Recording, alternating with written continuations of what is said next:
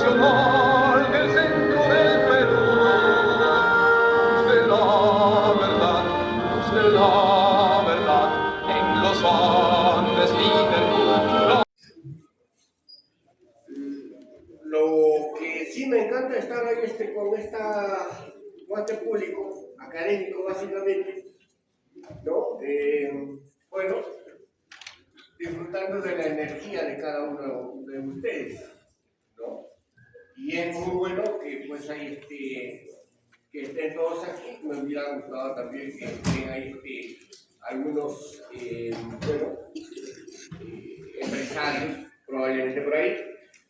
Pero bueno, vamos a hablar respecto a lo que nos convoca, las MIPE 5.0. Como ya me han hecho la presentación, soy actualmente docente en la UNAD, ¿no? Bueno, vamos a buscar que nuestra ponencia, pues, y la disertación, en este caso, sea del agrado de cada uno de ustedes. Agradezco ahí la invitación de los organizadores, creo que es la promoción de la facultad. Casualmente yo soy egresado también de la Universidad Nacional del Centro. Entonces, bueno, para mí esta invitación, bueno, más que nada me satisface por estar ahí frente a ustedes. Bien. MIPES de la supervivencia a la escalabilidad inteligente. Cuando hablamos de MIPES, se viene una serie de ideas, una serie de pensamientos. Obviamente que todo es organización, ¿no es cierto? Por favor, ¿se me puede ayudar con una siguiente diapositiva?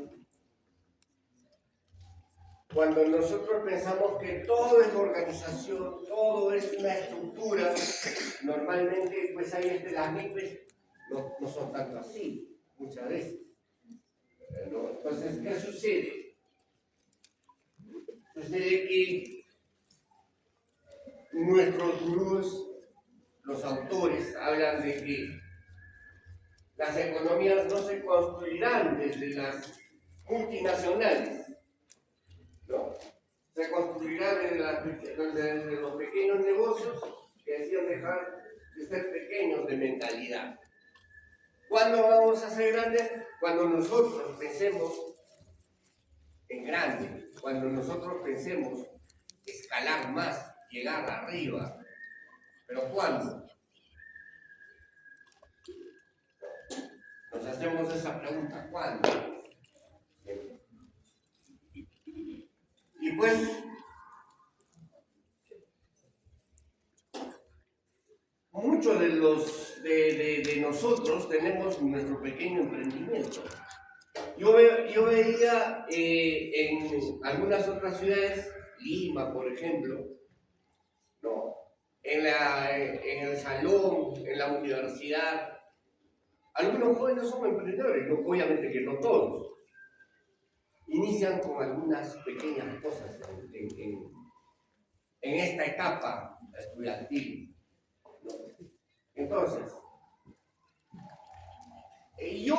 la verdad, yo no vengo a quizá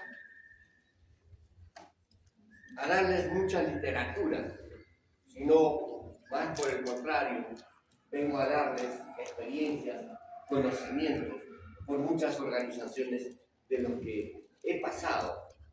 Y esa experiencia me permite volcarles a ustedes. Entonces, estimados amigos y amigas, emprendedores del alma, gestores de corazón y líderes en construcción. Primero nos dijeron, ¿qué cosa? Que las MIPES son la base de la economía. Segundo, nos dijeron, si eso fuera verdad, ¿por qué tantas mueren antes de los 5 años? ¿Por qué? También se dice que de esas tantas que mueren antes de los 5 años, ¿no es cierto? Mueren porque probablemente les ha salido la competencia, como en algún momento a mí me salió. Les digo esto, pues, cuando uno emprende y empieza con el éxito, de inmediato van a salir los vecinos, los competidores de afuera. Y les comento un caso, una experiencia de este momento que está pasando. No vengo a motivarlos, vengo a incomodarles, a provocarles visión, pregunta, inquietud. A eso vengo. ¿Por qué jóvenes? Porque las MIPES crecen cuando en la edad de ustedes inician.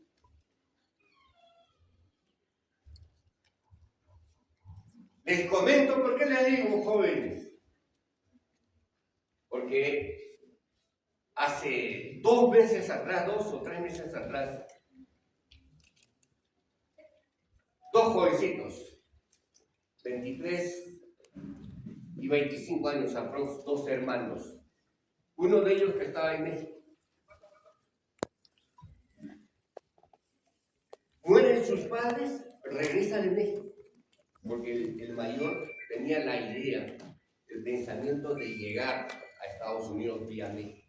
Pero no pudo. ¿Por qué? Porque fallece su señora madre. Lo único que le quedaba. ¿Qué tal? Buenas tardes a todos y a cada uno de ustedes. Es una alegría ponernos a recordar. Vine hace 25 años a esta prestigiosa facultad de Administración y ahora Ciencias Aplicadas. En verdad, trabajar con jóvenes y transmitir los conocimientos es el ser de cada día, de cada docente universitario, profesional. Y vamos a hablar hoy día de un tema muy importante sobre las empresas familiares. ¿Y por qué es un tema de relevancia en la formación académica de cada uno de ustedes? Yo sé que cada uno de ustedes, de manera directa o indirecta, son parte de una empresa familiar. Sus padres, sus hermanos, sus abuelos, entre otros. El 80% de las empresas en nuestro país son familiares. Lo que vamos a hablar hoy día son aspectos muy importantes porque cuando uno ingresa a una facultad de administración, de ingeniería, entre otros, siempre estamos pensando en hacer nuestra propia empresa. Y esto, ¿por qué les digo? Porque siendo administradores o tendiendo a querer desempeñarnos en nuestra carrera profesional, tendríamos que hablar con propiedad. Y esa propiedad tendría que ser, primero tendrías que tener tu empresa para hablar de empresa o de negocios, obviamente. Porque los alumnos, cuando uno entra a una cátedra, te dicen, usted me va a hablar de empresa, entonces primero dígame si tiene una empresa. Porque usted no va a venir con cuentos. Porque la literatura ya está, la información ya está. Y yo lo que quisiera saber su experiencia en cómo hacer una empresa familiar. Y no es nada fácil hacer una empresa familiar. Muy a pesar que nosotros en un núcleo familiar, pues nuestros padres, nuestros hermanos, y finalmente lo que queremos es hacer un negocio, una empresa. Entonces, ahí confluye que la cultura, la manera de pensar, los objetivos individuales, las perspectivas. Y les pregunto, si ustedes están en una familia y son un grupo de hermanos, ¿todos piensan igual? No. ¿No piensan igual o sí? No. ¿Todos tienen sus objetivos? Sí. ¿Los objetivos son compartidos? En este caso, cuando ya empezamos en una empresa familiar, ya los objetivos tienen que ser compartidos. Y hay un objetivo, hay una meta a nivel de familia. Pero a pesar de eso, lo que queremos hacer es que las empresas familiares contribuyan prácticamente al desarrollo del país. Y vamos a hablar un poco de la estructura, de la gestión, del crecimiento y de la continuidad. Y la pregunta es, ¿por qué las empresas familiares en la tercera y cuarta generación desaparecen? El abuelo hizo el esfuerzo en la empresa, hereda el trabajo y la empresa a los hijos, y los primos y los sobrinos son los que cierran la empresa. La pregunta es, ¿por qué? Y esto es una naturaleza no solamente en nuestro país, sino a nivel de Latinoamérica. Y vamos a entrar con algo interesante. A ver si me ayudan a la siguiente. La anterior. ¿Qué pasó hace 3, 4 días? ¿Qué pasó? Maido fue seleccionado como mejor restaurante del mundo. Maido, el mejor restaurante del mundo, según The World. 50 best. Y vamos a ingresar a 2 links, porque vamos a hacer un tema práctico. O sea, ¿cómo una empresa familiar, y va a hablar cómo es que la empresa familiar funciona y cuáles son las características que debe tener.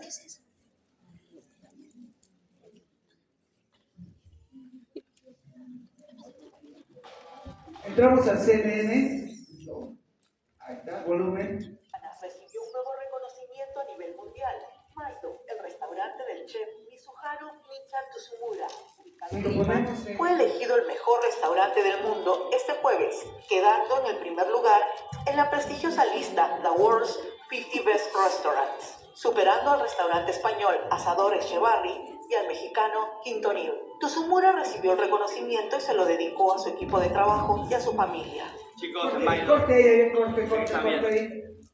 ¿A quién se lo dedica? Familia. ¿A quién? Familia.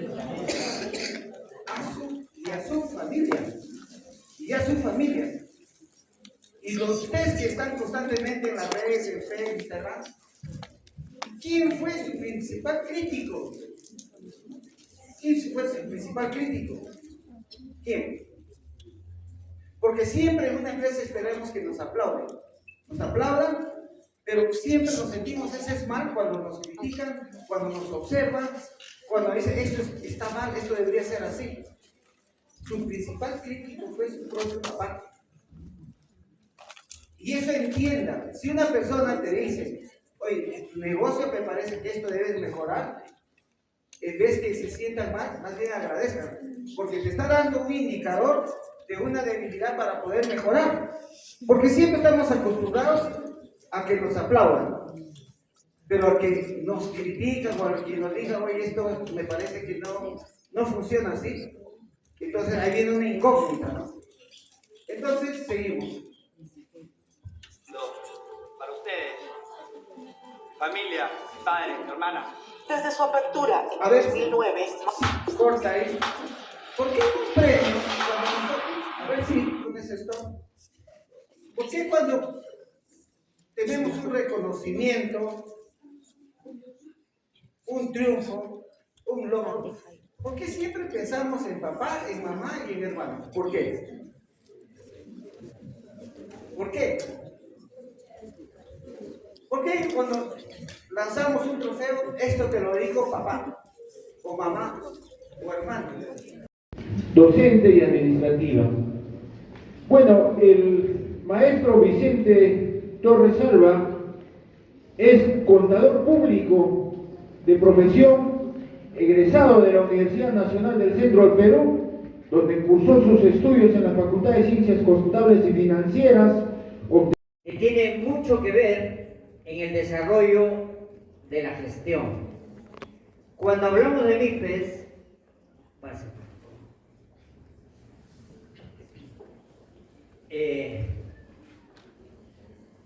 tenemos que buscar objetivos de hoy. Entonces, hoy día debemos hablar de la importancia que tiene este tema para la gestión de las MIPES. Conocer algunos conceptos que van a engrosar, van a articular en la gestión, reconocer la importancia de los libros y registros contables y finalmente ver de una perspectiva de qué manera podemos adoptar herramientas de control contable sencilla para tomar decisiones. Siguiente. Voy a iniciar con el tema haciendo uso de un concepto que ustedes manejan perfectamente. Pregunta: ¿cuáles son los elementos del proceso administrativo? Planeación, organización, dirección y control. Entonces, en esta primera etapa, pase por favor, es importante reconocer un texto que enfoca la planificación desde el ámbito práctico en el Perú. Y en este caso, el libro de Fernando D'Alessio nos da un alcance sobre el proceso estratégico. Es importante que en una organización iniciemos el desarrollo de la actividad buscando qué cosa es lo que vamos a hacer. Yo estoy muy seguro que ustedes tienen muchas ideas para poder crear una empresa. Y de eso se trata, ¿no? ¿De qué manera podemos nosotros crear una empresa? Y fundamentalmente tenemos que ir a la teoría. Y en la teoría nosotros vamos a encontrar conceptos como el proceso estratégico en la administración estratégica. Vamos a ver la evolución del pensamiento estratégico, aspectos que ayudan a conocer de manera anticipada cómo podemos nosotros planificar. Siguiente.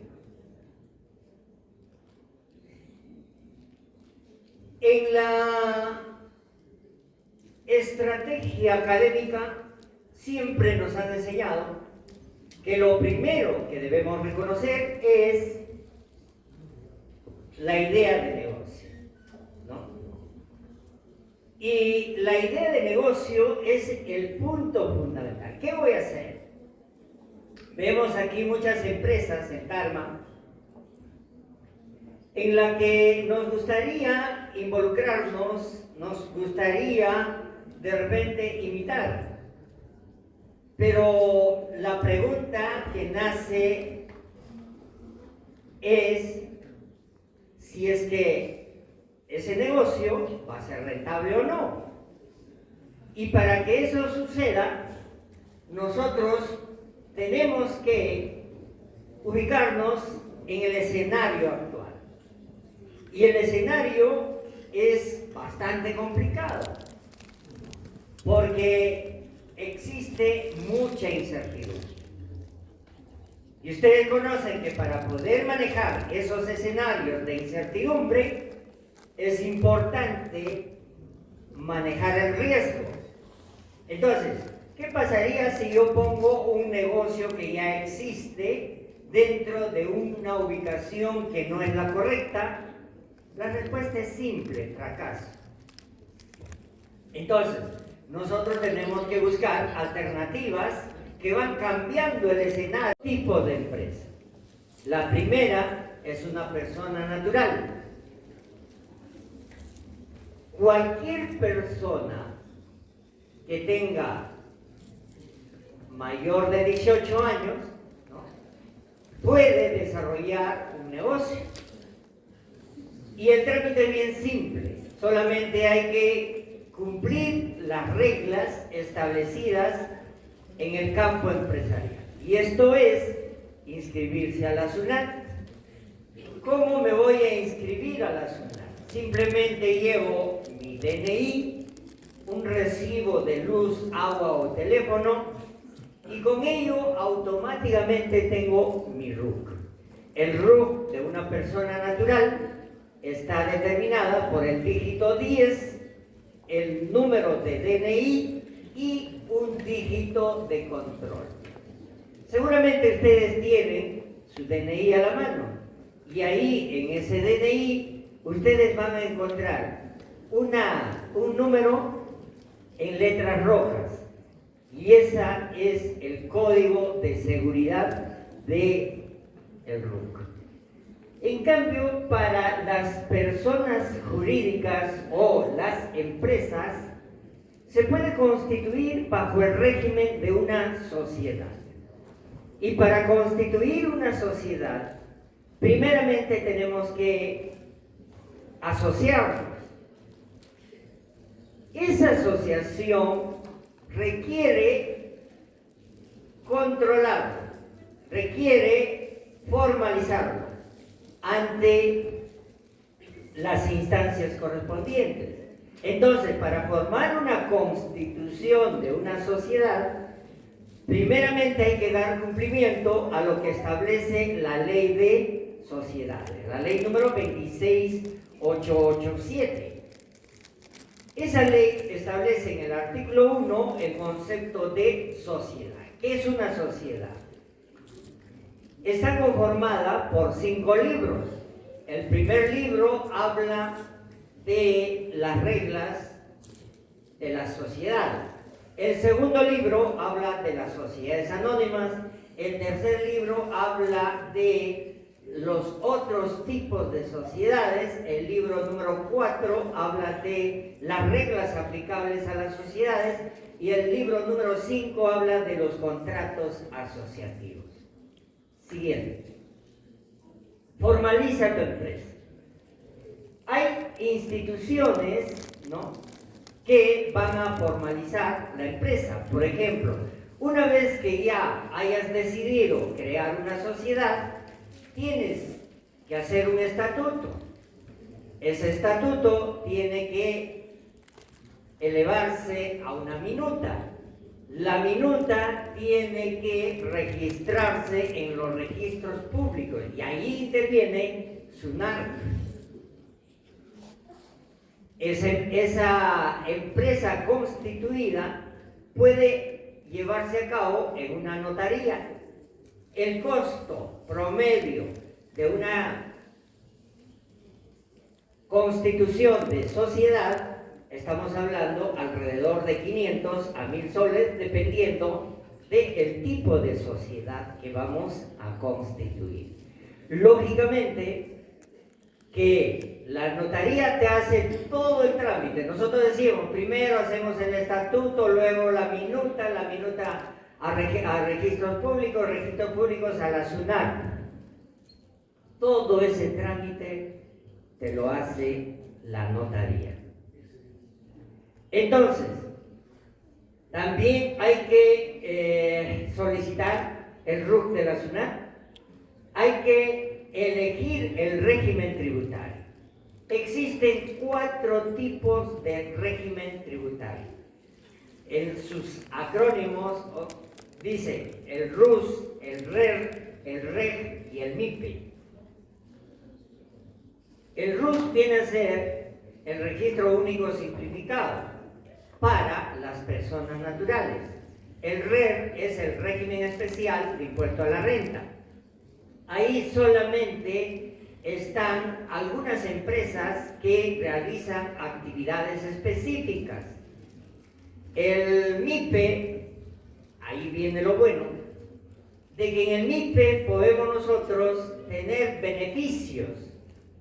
Si bien es cierto, la contratación de una notaría está en un promedio de 500 a 1000 soles, en el MIPE nosotros podemos, registrándonos al REMIPE, realizar los gastos en un 50%. Primer beneficio, que tenemos, el REMIPE nos apoya en disminuir los costos de constitución de empresa. Luego necesitamos la licencia de funcionamiento y el registro en algún ministerio. Por ejemplo, si vamos a tener una farmacia, vamos a ir al Ministerio de Salud. Si vamos a producir alguna hortaliza o de repente sembrar en productos agrícolas, estaríamos en el Ministerio de Agricultura. Si vamos a realizar actividades de explotación minera, tenemos que ir al Ministerio de Energía y Minas. Siguiente.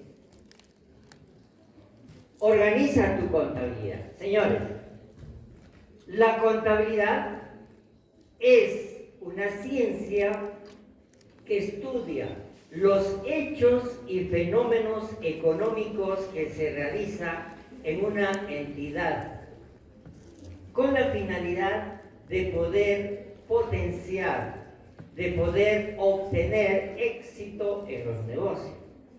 Entonces, la contabilidad es la única disciplina que cuantifica los hechos económicos. Y esto lo muestra a través de 4 estados financieros básicos: el estado de situación financiera, el estado de resultados, el estado de flujo de efectivo y el estado de cambios en el patrimonio neto. Y ustedes dirán, ¿para qué me sirven esos 4 estados financieros? ¿Alguien podría decirme para qué sirven los estados financieros? ¿Alguna idea? De repente apoyándonos en Mr. Google para la toma de decisión. Una persona o un administrador tiene que tomar decisiones. Y la única forma para tomar decisiones es conocer los hechos. Y entonces, si es que tú no sabes cuánto tienes, cuánto ingresa, cuánto sale, lógicamente la respuesta es simple. Es un caos la empresa. Siguiente. Diseña tu imagen y promoción. Ustedes lo conocen más que yo. Mezcla de productos. Siguiente. Organiza tus operaciones. Es importante el control de los inventarios. Es decir, que cualquier persona que inicia un negocio tiene que saber con cuánto ha iniciado ese negocio, cuánto ingresa, cuánto sale, cuál es el saldo actual de esa mercadería, de ese producto. Siguiente. Evalúa cada mes tu avance. Esto para poder tener indicadores. Ustedes lo llaman los KPIs, ¿no? Los KPIs que nos van a mostrar las diferentes posiciones de las actividades económicas que estamos realizando. Siguiente. Capacítate constantemente. Me hubiese gustado tener internet aquí, lamentablemente.